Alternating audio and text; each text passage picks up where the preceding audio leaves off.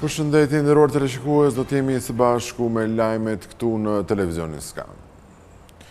Në bashkinë e Gjirokastrës, kompania Albanian Gold avancon me projektin për nxjerrjen e litiumit, ndërkohë që regjistrimi i fundit i lejeve minerale aktive i përditësuar në muajin korrik 2026 e përfshin si lej shfrytëzimi një sipërfaqe prej 0.9 km². Litiumi, një prej mineraleve me rëndësi në rritje për industrinë e baterive dhe tranzicionin energjetik, duke se po hyn në një fazë të re të zhvillimit minerar dhe në Shqipëri. Dokumente zyrtare tregojnë se kompania Albania Gold po avancon me projektin për nxjerrjen e litiumit në objektin Zhulat Picar në bashkinë Gjirokastër. Regjistrimi i fundit i lejeve minerare aktive, i publikuar nga Agjencia Kombëtare e Burimeve Natyrore dhe i përditësuar në korrik 2026, e përfshin si leje shfrytëzimi në një sipërfaqe prej 0.9 km². Ndërkohë, dokumentet e mëparshme tregojnë se projekti ka nisur si kërkim zbulim. Regjistri minerar i vitit 2022 e identifikonte të njëjtën leje të dhënë në 21 janar 2021 për kërkim zbulimin e litiumit në një sipërfaqe prej 1 km². Kalimi drejt shfrytëzimit konfirmohet dhe nga dokumentacioni mjedisor i hartuar në mars 2025. Në të thuajse në zonën ku janë kryer punimet e kërkim zbulimit, do aplikohet për leje shfrytëzimi, ndërsa projekti përshkruhet tashmë si aktivitet për nxjerrjen e litiumit. Zona ndodhet në territorin e diapirit të Kardiqit, midis fshatrave Kardiq dhe Kolonj, teksa dokumentacioni parashikon zhvillimin e aktivitetit minerar me karrierë sipërfaqësore. Lëndët e para kritike kanë qenë në fokus të politikave të fundit minerare, teksa aktualisht po punohet për udhërrëfyesin mbi potencialin e lëndëve të para kritike dhe strategjike. Ky udhërrëfyes do të ofrojë një hartëzim të gjithë potencialit të lëndëve të para në Shqipëri, duke bërë një vlerësim të përgjithshëm të rezervave të lëndëve të para të vendit, përfshirë lëndët kritike dhe strategjike. Referuar të dhënave më të fundit të publikuara nga Eurostat, Shqipëria renditet në vendin e dytë në Europë për indeksin e regjistrimeve të bizneseve për gjatë 3 muajorëve të dytë të këtij viti. Indeksi mat regjistrimet e bizneseve në industri, ndërtim dhe shërbime të tregut, që ka si vit bazë vitin 2021. Shqipëria renditet në vendin e dytë në Europë për indeksin e regjistrimeve të bizneseve në 3 muajorin e dytë të vitit 2026. Me 146.9 pikë sipas të dhënave të Eurostat. Indeksi mat regjistrimet e bizneseve në industri, ndërtim dhe shërbime të tregut dhe ka si vit bazë 2021. Me këtë rezultat, Shqipëria renditet vetëm pas Greqisë me 148.4 pikë, ndërsa në vendin e tretë është Çekia me 142.1 pikë. Më pas vin Kroacia, Lituania, Portugalia, Spanja dhe Franca. Në krahasim me mesatarin evropian, diferenca është e dukshme. Bashkimi Evropian regjistron një indeks për 110.9 pikësh, ndërsa Eurozona 113.2 pikë. Edhe në rajon dhe Ballkan, Shqipëria është në krye të renditjes. Pastaj vjen Kroacia me 135.7 pikë, ndërsa Slovenia regjistron 103.8 pikë, Rumania 99.6 pikë dhe Bullgaria 102.8 pikë. Megjithatë, shifra e lartë e indeksit nuk do të thotë se regjistrimet u rritën gjatë 3 muajorit të dytë. Krahasuar me 3 muajorin e parë të vitit 2026, regjistrimet e bizneseve në Shqipëri ranë me 1.9%. Pra edhe pse vendi vijon të ketë një nivel shumë të lartë të indeksit në raport me vitin bazë 2021 dhe me shumicën e vendeve europiane, 3 mujori i dytë solli një tkurrje të regjistrimeve. Eurostat thekson se këto të dhëna paraqiten si indeks për të bërë më të krahasueshme të dhënat mes vendeve, pasi rregullat administrative për regjistrimin e bizneseve ndryshojnë nga një shtet në tjetrin. Regjistrimet konsiderojnë një tregues i hershëm i interesit për krijimin e aktivitetit ekonomik, por nuk janë të njëjtat me hapjet e bizneseve, të cilat maten mbi bazën e nisjes faktike të aktivitetit ekonomik. Administrata tatimore ka nisur një plan të posaçëm për formalizimin e tregtisë dhe shërbimeve online, duke përfshirë këtu mbi 2000 subjekte në vendin tonë. Fokusi do të jetë tek deklarimi i saktë i aktivitetit, pagesat në dorëzim dhe bizneset që operojnë pa u regjistruar. Administrata tatimore ka ndërmarrë një plan të veçantë për tregtinë dhe shërbimet online, me synim rritjen e formalizimit dhe luftën ndaj evazionit tatimor. Në listën e subjekteve janë përfshirë 2016 biznese dhe aktorë që operojnë online, ndërsa ndër format e trajtimit parashikohen fillimisht ndërgjegjësimi dhe komunikimi me bizneset, e më pas verifikime dhe kontrollet për rastet me risk më të lartë. Plani vjen në një kohë kur blerjet online janë rritur ndjeshëm në Shqipëri. Sipas të dhënave të Instat të përfshira në plan në vitin 2024, 42.4% e individëve 16 deri në 74 vjeç kishin kryer blerje online, ndërsa krahasuar me vitin 2020, numri i blerësve online është rritur më shumë se 4 fish. Veshjet, këpucët dhe aksesorët janë ndër kategoritë kryesore, ndërsa një pjesë e konsiderueshme e shitjeve realizohet përmes rrjeteve sociale. Por rritja e tregtisë online sjell edhe një problem për administratën tatimore. Sa prej këtij aktiviteti deklarohet dhe tatohet realisht, një nga rrisjet kryesore të evidentuar në plan lidhet me pagesën në dorëzim. Porosia bëhet online ndërsa pagesa kryhet me para në dorë, duke krijuar më pak gjurmë elektronike dhe duke e bërë më të vështirë evidentimin e qarkullimit real të biznesit. Në fokus të planit janë 4 kategori kryesore: shitësit online të mallrave, reklamuesit online, telemarketingu dhe operatorët postar apo kurrierët. Administrata tatimore evidenton si problem raste kur aktiviteti është i dukshëm në internet, por gjurma fiskale është minimale ose mungon.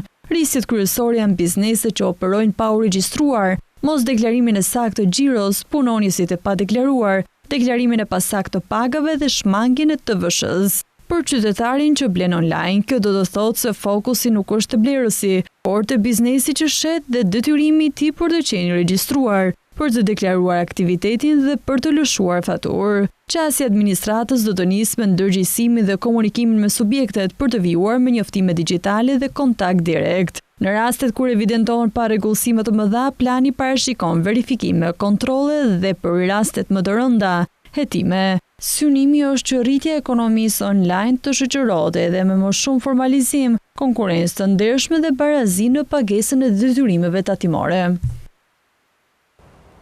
Eksportet shqiptare po diversifikohen ndërsa Italia humbet gradualisht peshën si tregu kryesor, ndërkohë Kina, SBA, Kosova dhe Greqia kanë fituar terren përgjatë 7 mujorit të parë të këtij viti.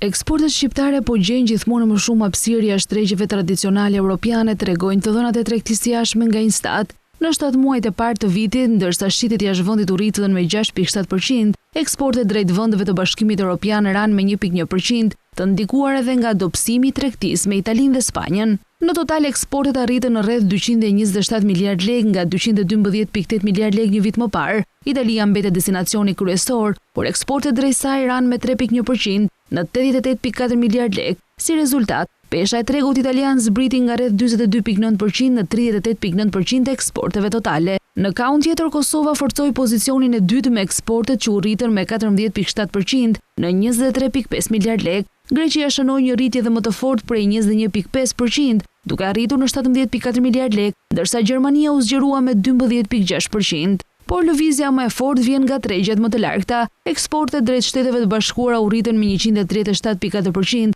duke arritur në 5.8 miliard lekë, ndërsa ato drejt Kinës u zgjeruan me 66.4%. Rritje të fortë shënoi gjithashtu edhe Turqia me 47.4%. Në anën tjetër, Spanja vijoi të humbas terren. Eksportet drejt saj ranë me 37.1% nga 10.1 miliard lekë në rreth 6.4 miliard, duke ulur ndjeshëm peshën e këtij tregu në eksportet shqiptare. Ndryshimi duket edhe më qartë te pesha e Bashkimit Evropian. Vendet e BE-s përthithen rreth 68.4% e eksporteve shqiptare, nga afërsisht 73.8% një vit më parë, ndërsa eksportet drejt pjesës tjetër të botës u rritën më afërsisht 29%. Edhe në importe Kina vijoi të fitojë terren me një rritje prej 22.9%, ndërsa blerjet nga Shtetet e Bashkuara të Amerikës u zgjeruan me 29.6%. Në total importet arritën në 536.2 miliard lekë ose 4.2% më shumë se një vit më parë. Deurojzimi i sistemit financiar ka vjuar edhe përgjatë 6 muajt të parë të këtij viti me një rënje të peshës së euros në depozitat bankare dhe kredit.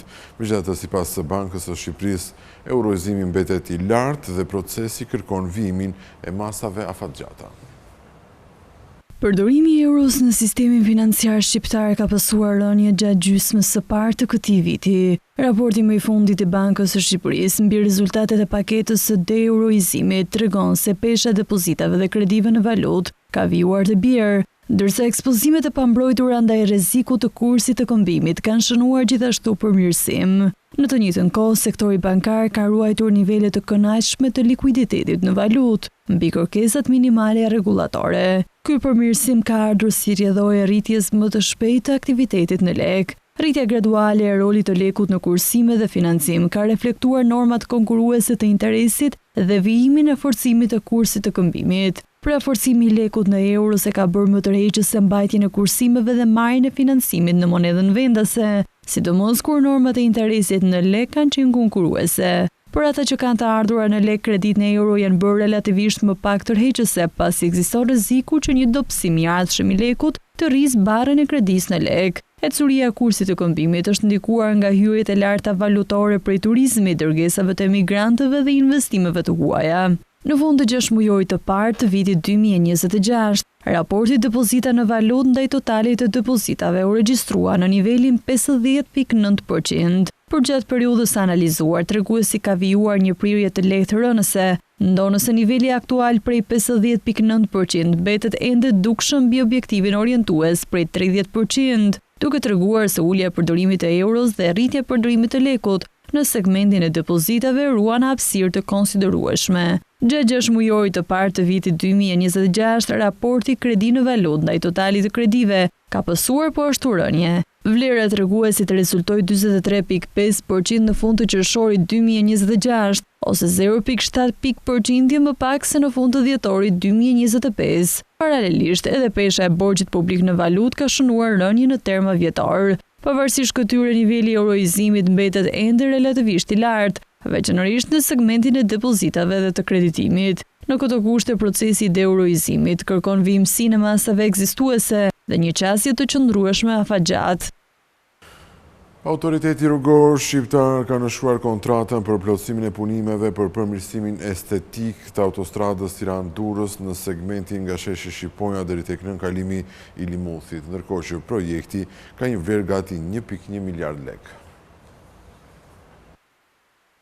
Autoriteti rrugor shqiptar ka nënshkruar kontratën për plotësimin e punimeve dhe përmirësimin estetik të autostradës Tiranë-Durrës nga segmenti nga sheshi Shqiponja deri te nënkalimi i Limuthit. Kontrata është lidhur me bashkimin e kompanive Fusha, Uda dhe Tauland SHPK dhe ka një vlerë prej gati 1.1 miliard lekë me TVSH. Kontrata është firmosur në 31 korik dhe ka një afat zbatimi prej 12 muajsh deri në 31 korik 2027. Projekti përfshin ndërtimin e 6 mbikalimeve për gjatë aksit. Ato parashikohet të ndërtohen në afërsitë të zonës së Veko Group, pranë Universitetit Polis, pas QTU-s dhe urës së Lumit Lana në drejtim të Brunes, pranë FedEx Albania dhe në afërsitë të pikës së karburantit Kastrati. Sipas ARSH-s, mbikalimet synojnë të përmirësojnë aksesin në zonat përreth, përfshirë dhe fshatin Yshek. Një tjetër komponent i kontratës lidhet me përmirësimin e ndriçimit rrugor dhe elementeve të sigurisë përmes instalimit të ndriçuesve LED dhe vendosjes së shtyllave të reja për gjatë segmentit. Punimet përfshin gjithashtu veshjen dekorative të mureve të nënkalimeve në zonën e sheshi Shqiponja, si dhe riveshjen e shtresave asfaltike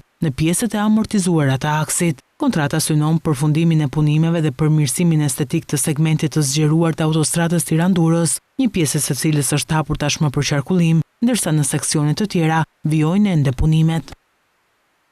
Për gjatë vitit 2025, prodhimi i qumshtit në Shqipëri ka arritur në rreth 868.000 tonë në total. Fieri kryeson për qumshtin e Lopës, ndërsa Vlora dhe Gjirokastra dallojnë për prodhimin e qumshtit të Deles dhe të Dis. Në Shqipëri, qumshti ka territoret e veta me qarqe që dallohen qartë për llojin e prodhimit dhe traditën blegtorale që mbizotron në secilën zonë. Fieri është parival për qumshin e Lopës, ndërsa sa më shumë zhvendosemi drejt jugut, ndryshon edhe panorama. Vlora dhe Gjirokastra marrin kryesimin të qumshit i Deles dhe i Dis. Të dhënat për vitin 2025 tregojnë një hartë të prodhimit blegtoral të ndarë qartë sipas qarqeve dhe llojit të qumshit. Shqipëria prodhoi rreth 868.000 tonë qumësh gjatë vitit 2025, por struktura e prodhimit ndryshon ndjeshëm. Në rang kombëtar dominon qumshi i Lopës me rreth 744.000 tonë, ndërsa i Deles dhe i Dis arrin në rreth 62.000 tonë secili.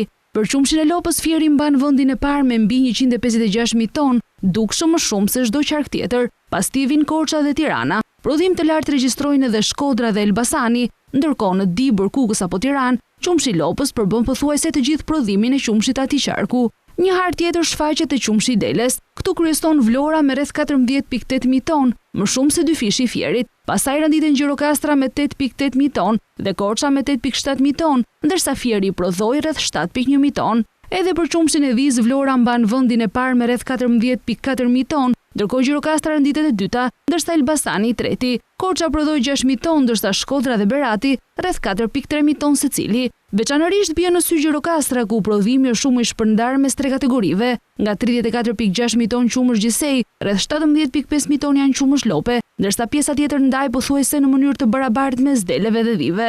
Një profil i ngjashëm me peshë të lartë të baktive të imta shfaqet gjithashtu edhe në Vlorë. 30 shkolla të mesme në vendin tonë do të pilotojnë një model të ri për orientimin e karrierës dhe zhvillimin e aftësive për jetën. Ky program synon që të ndihmojë nxënësit që të lidhin më mirë zgjedhjet për studimet me kërkesat e tregut të punës. Zgjedhja e profesionit dhe përgatitja për tregun e punës pritet të marrin një rol më të strukturuar që në shkollën e mesme.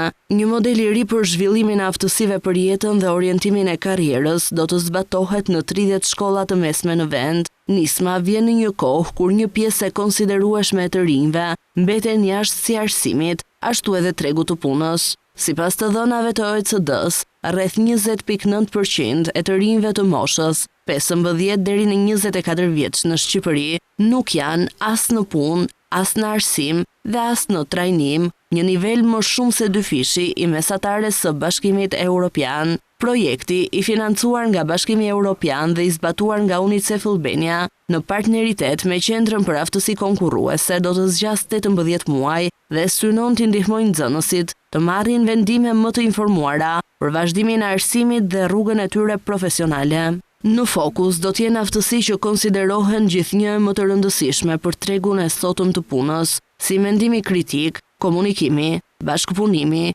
kreativiteti dhe aftësitë digjitale. Për këtë qëllim parashikohet zhvillimi i moduleve digjitale, mjeteve praktike për shkollat, si dhe trajnimi mësuesve, drejtuesve dhe koordinatorëve të orientimit të karrierës. Një nga elementët kryesor është ngritja e një modeli të strukturuar të këshillimit për karrierën brenda shkollës. Nxënësit synohet të ndihmohen të identifikojnë më mirë aftësitë dhe interesat e tyre, por edhe të njohin mundësitë që ofron tregu përpara se të vendosin për universitetin apo profesionin që do të ndjekin. Programi parashikon gjithashtu një lidhje më të drejtë për drejtë mes shkollave dhe tregut të punës, përmes bashkëpunimit me zyrat e punësimit, universitetet, bizneset dhe komunitetet lokale. Shqipëria ka 34 ditë pushimi të paguara në vit mbi mesataren botërore prej 30 ditësh dhe më shumë se vendet e tjera të rajonit, ndërkohë që në krye të renditjes globale renditet Irani me 53 ditë pushimi. Shqipëria renditet ndër vendet ku punojësit ka një numër relativisht të lartë ditësh pushimi të paguar. Sipas një analize të publikuar nga Visual Capitalist, e cila përfshin rreth 185 shtete, në llogaritje janë marrë së bashku ditët e lejes vjetore të përcaktuara me ligj dhe festat zyrtare të paguara. Në nivel global, punojësit kanë mesatarisht 30 ditë pushimi të paguara në vit. Shqipëria qëndron mbi këtë nivel me 36 ditë, duke u renditur ndër vendet me më shumë ditë pushimi në rajon. Në rajon pas Shqipërisë renditet Maqedonia e Veriut me 32 ditë, ndërsa Serbia ka 31 ditë. Bosnia-Hercegovina është në nivelin e mesatares globale me 30 ditë, ndërsa Malizi ka një total më të ulët me 28 ditë pushimi të paguara. Në krye të renditjes globale qëndron Irani me 53 ditë, ku numri i lartë i festave zyrtare kompenson pjesërisht numrin më të kufizuar të ditëve të lejes vjetore dhe javën tradicionale 6 ditore të punës. Edhe vendet e lindjes së mesme zën pozicione të larta. Jemeni ka 45 ditë, Bahreini 44, Kuvaiti 42 dhe Omani 39 ditë pushimi të paguar. Totali ndryshon nga një shtet në tjetrin, pasi disa ofrojnë më shumë ditë leje vjetore, ndërsa të tjerë ka një numër më të madh festash zyrtare. Në Europë shumica e vendeve qëndrojnë rreth ose mbi mesataren globale. Islanda ka 40 ditë, ndërsa Suedia, Portugalia dhe Slovakia nga 35 ditë. Në skajin tjetër të renditjes ndodhet Mikronezia me vetëm 9 ditë, ndërsa SBA-ja ka 10 ditë, një total sa rreth 1/3 mesatares globale të këtij grupi të dhënash. Megjithatë, analiza mat vetëm pushimet e garantuara me ligj dhe jo numri real të ditëve të pushimit që marrin punonjësit. Në SBA, për shembull, ligji federal nuk i detyron punëdhënësit privat të ofrojnë pushime të paguara. Pavarësisht kësaj, në vitin 2025 rreth 80% e punonjësve të sektorit privat kishin akses në pushime të paguara, ndërsa 31% atyre me të paktën një vit në të njëjtën vend pune morën 10 deri në 14 ditë pushimi.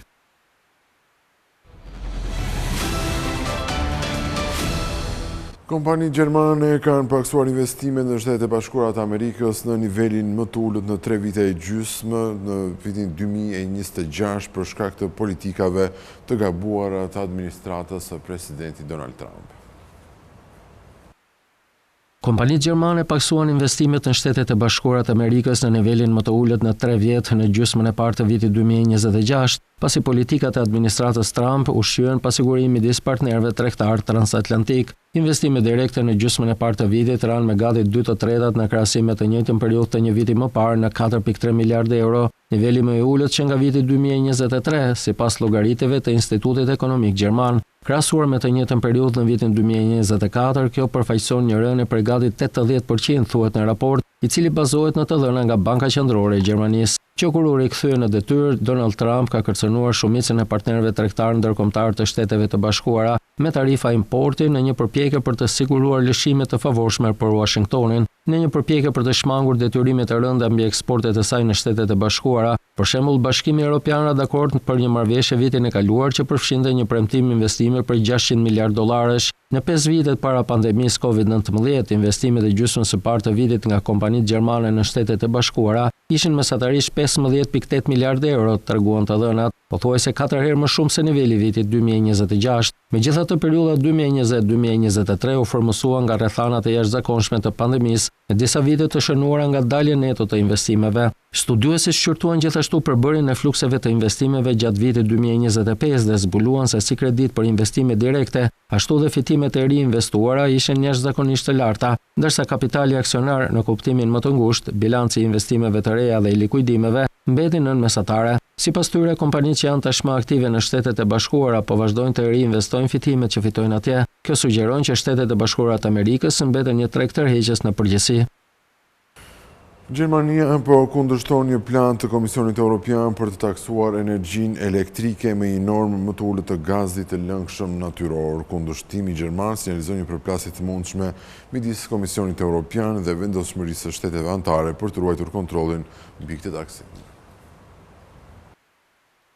Gjermania po kundërshton një plan të Komisionit Evropian për të taksuar energjinë elektrike me një normë më të ulët se gazi natyror, duke argumentuar se Brukseli po kërkon të përdorë legjislacionin e tregut të energjisë elektrike për të vendosur rregulla që duhet të adresohen përmes ligjit tatimor të Bashkimit Evropian. Berlin argumenton se Komisioni po kërkon të prezantojë dispozita të rëndësishme tatimore përmes një instrumenti ligjor që mund të miratohet me shumicë të kualifikuar në vend të unanimitetit që tradicionalisht kërkohet për masat tatimore të Bashkimit Evropian, ndërkohë që Brukseli nxiton për të elektrizuar sektorët e tij të industrisë, transportit dhe energjisë me çmime të larta të energjisë elektrike. Çështja është veçanërisht e ndjeshme pasi Bashkimi Evropian po përpiqet të përshpejtojë elektrifikimin, duke vendosur së fundmi një objektiv prej 46% deri në vitin 2040, në një përpjekje për të hequr dorë nga lëndët djegëse fosile të importuara. Bashkimi Evropian ka paguar mbi 22 miliardë euro në 48 ditë pas luftës në lindjen e mesme pa bler asnjë energji të re, tha komisioneri i energjisë. Pasiguria mbi të ardhmen e ngushticës së Ormuzit po jep Brukselit një shtysë të mëtejshme për të ndjekur elektrifikimin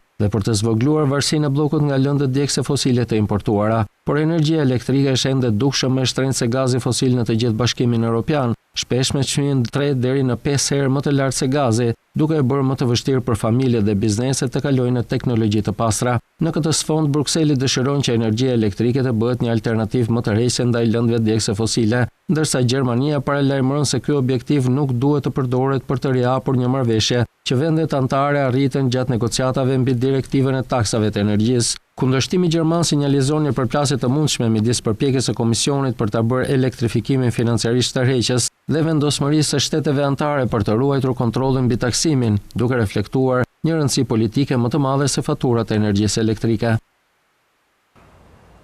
Rritja e çmimeve për shkak të mbylljes së ngushticës së Ormuzit nga Irani po i mban rezervat e gazit të lëngshëm natyror në Europë jashtëzakonisht në nivele shumë të ulta, ndërkohë që aktualisht niveli është në vetëm 58%, më i ulti që nga viti 2021.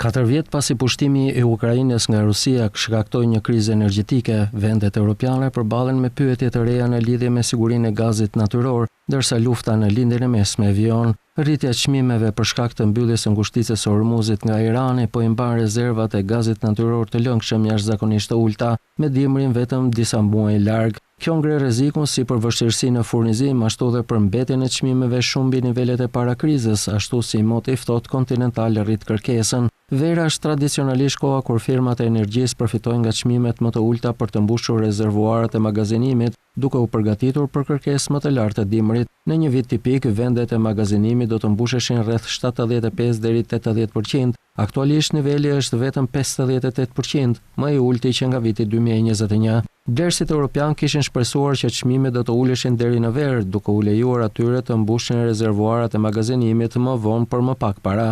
Kontratat holandeze TTF, pika referuese për gazin evropian për dorëzimin e shtatorit, aktualisht tregtohet rreth 55 deri 58 euro për megavator. Kosto ishte vetëm 30 euro para luftës në lindjen e mesme dhe vetëm 15 deri 20 euro para luftës në Ukrainë. Një zëdhënës i Komisionit Evropian shpreu besimin se mbushja e rezervuareve të magazinimit në 80% të kapacitetit është e mjaftueshme për të siguruar furnizimin dimror dhe teknikisht e arritshme. Europa ka rritur ndjeshëm kapacitetin e saj të importit që nga lufta në Ukrainë, gjë që e shtyu atë të shkurtojë furnizimet me gaz rus. Sipas Këshillit Evropian, Rusia ende furnizon rreth 12% të importeve të gazit të bllokut, por deri në fund të vitit 2027 do t'i ndalojë ato plotësisht. Vlen gjithashtu të përmendet se kërkesa e Bashkimit Evropian për gaz ka rënë me 17%, krahasuar me nivelet para vitit 2022.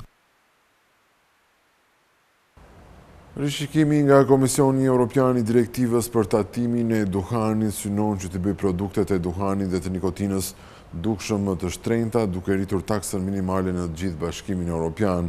Ai synon një rritje dramatike për 139%.